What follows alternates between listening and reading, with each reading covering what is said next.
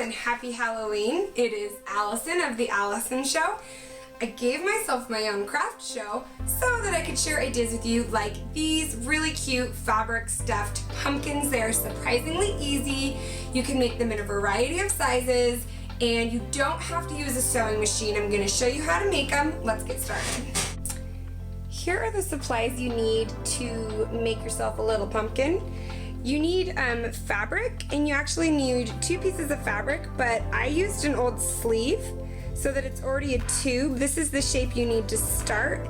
If you aren't using a sleeve, you would just take 2 pieces of fabric and sew them together, right sides together, down the seams. So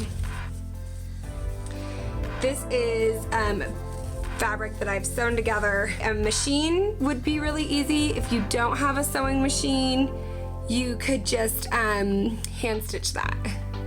It's just a running stitch, so it wouldn't be hard to do. You're also gonna need some embroidery floss or thread, like a heavy duty thread that matches your fabric, like loosely. I have brown there. And then some yarn needles are gonna make your life a lot easier. They're these big plastic needles. They cost like $2.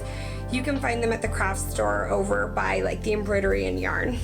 You also just want a regular embroidery needle, like any size will do, just a hand sewing needle. You want some fiber fill. You need some yarn in whatever color you want to complement your pumpkin. You need a glue gun, and then you also need some felt for the tops of your little pumpkins. I used a cream felt. It's a wool blended felt. I have a whole video about felt and the differences. You should check that out if you're not sure what kind of felt to use. I'm going to show you on this one. I'm using white thread, but I would really recommend using a thread that matches. I'm doing this so you can see. I'm doing a basting stitch or a really loose wide stitch. And the way I do this is I just, I've knotted my thread and I've put it through, and then I just take my needle and go under, over, under, over. I'm just making stitches, but that's a really fast way to do it. And then I pull through. These are just, you know, really wide, half inch apart, catching like a 1/4 inch of fabric, and I'm just doing that all the way around. Once I've reached all the way around my loop, I'm just gonna pull tightly so that it gathers up. If you're using a felt or a really thick fabric, this is like an upholstery weight fabric, it's not gonna loop into quite a tight little bunch right there. So especially if you're doing these larger pumpkins. So what I suggest doing on the underside of those pumpkins is with your, you know, you've still pulled it tight there, and I just start threading through some of my loops. So I'm just making stitches through them, and this is pulling them all tight together. I'm just gonna knot that off.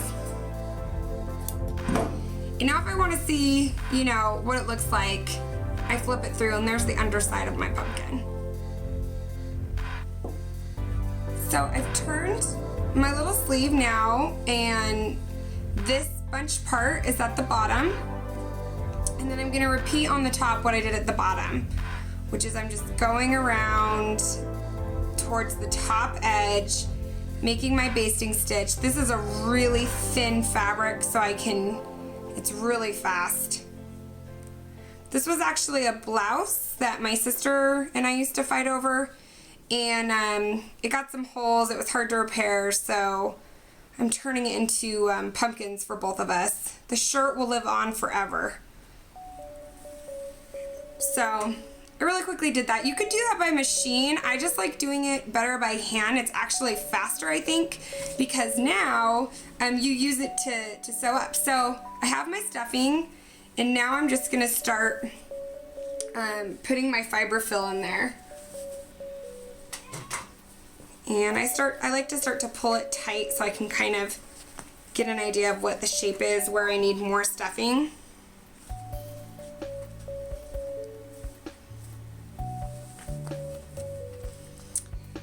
And that looks about good. So I'm gonna pull it nice and tight. I'm just pinching it to kind of hold it in place with my finger. And this is still attached from when we did our basting stitch. And I'm just gonna continue my stitches. I'm kind of just picking some of the ruffles. Ow. I'm gonna run it through a few more stitches through, just pulling it really tight. And now I'm just kind of sewing up the top of it. And as I keep pulling, it pinches it tighter and tighter, kind of like lips puckering up. And I'm gonna tie it off with a knot. And this is important. This is why you wanna use like 2 strands of embroidery floss or a thicker weight thread. For some odd reason, I lost this portion in my first take, so please excuse my disgusting chipped nails and a different pumpkin. But I'm gonna show you how to use the yarn to section off the pumpkin. And I have a yarn needle here with yarn through it. You could use embroidery floss, but I like the yarn, it's a little bit thicker. And I wanna start by coming up through the bottom section of my pumpkin. And you kind of just wiggle it around until it comes up through the top center. And it might pull out like it did there, so if it does that, just do it again. Just do it a couple times till it holds tight on the bottom. There we go. And now I'm gonna make my first section by pulling tight and bringing my needle back again around to the bottom, bringing it back up through the center. And the tighter you pull, the tighter your little sections are gonna be. And then for these little pumpkins, I think I do about 5 or 6 sections.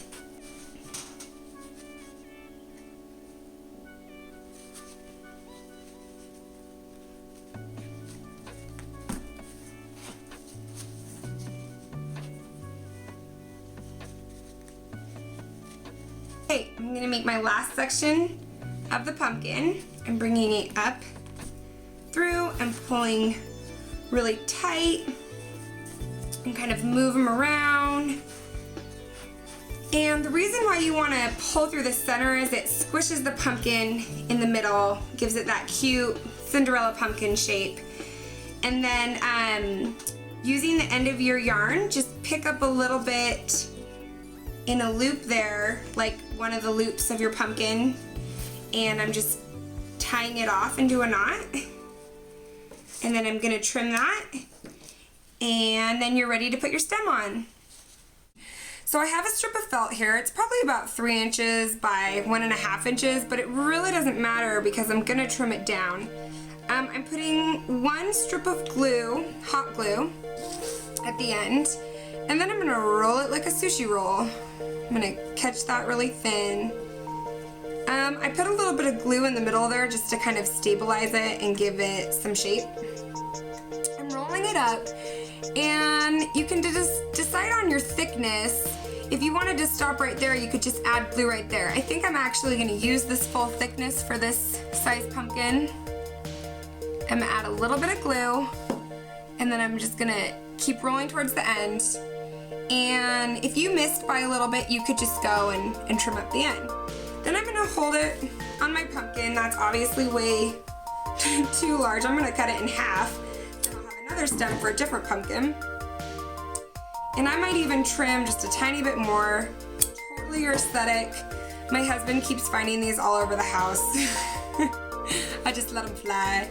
And then add a nice dollop of glue to the end there, and then just insert it right into the top of your pumpkin. And you could add some felt leaves. If you want to embroider a little face, you would just do the embroidery before you start stuffing your pumpkin. Thanks so much for watching the Allison Show. I hope that you enjoyed learning how to make these pumpkins.